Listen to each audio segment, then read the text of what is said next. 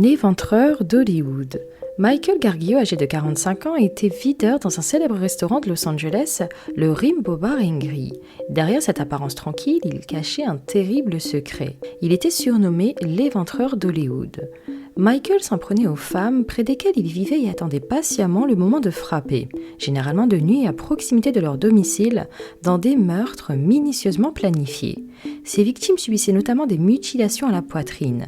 Ashley Ellerin avait succombé à 47 coups de couteau dans le couloir menant à la salle de bain. La seconde victime, Maria Bruno, 32 ans, elle, a été poignardée dans son sommeil à 17 reprises en décembre 2005. La première victime, Ashley Ellerin, âgée de 22 ans, était étudiante en stylisme. Elle était connue pour avoir fréquenté le célèbre acteur Ashton Kutcher. Le 21 février 2001, soir du drame, Ashton et Ashley, qui s'étaient rencontrés durant une précédente soirée, avaient convenu de se retrouver pour boire un verre et aller dîner après la cérémonie des Grammy Awards.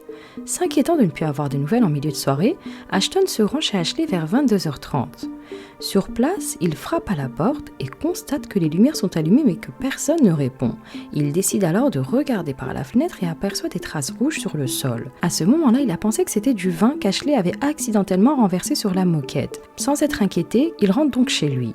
Quelque temps plus tard, il apprend le meurtre de la jeune femme et il fait le lien et se rend immédiatement à la police inquiet car il avait touché la porte et pensait que la police, en découvrant ses empreintes, allait injustement le mêler à cette affaire. La police lui apprendra que le vin qu'il pensait verser sur la moquette était en réalité le sang de la victime.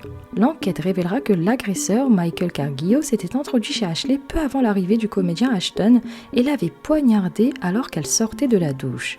Michael finit par être trahi par son ADN prélevé au domicile de Michelle Murphy, une autre femme qu'il avait tenté de poignarder à Santa Monica en 2008, mais qui avait réussi à le faire fuir en lui assénant des coups. Il est condamné à mort à la suite de son procès.